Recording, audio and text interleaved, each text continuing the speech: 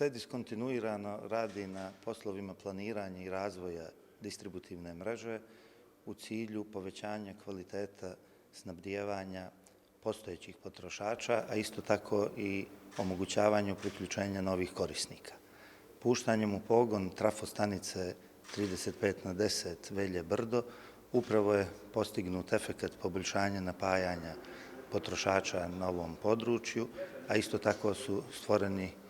preduslovi za dalji razvoj ovog područja koje je posebno poslednjih godina jako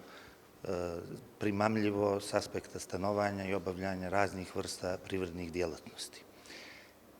Izgradnjom ovog objekta postignut je efekat rasterećenja postojeće trafostanice sa koje se nekada napajao ovaj Konzum, to je trafostanica Gorica B, a nekada preopterećeni nadzemni 10 kV vod Danilovgrad, koji je bio jako dugačak i razgranat. Izgradnjom ove nove napojne tačke je organizovan tako da sada imamo 3 nezavisna dalekovoda, dakle 3 izvoda, što znači da smo samim tim postigli i poboljšanje kvaliteta napajanja i pouzdanosti napajanja potrošača.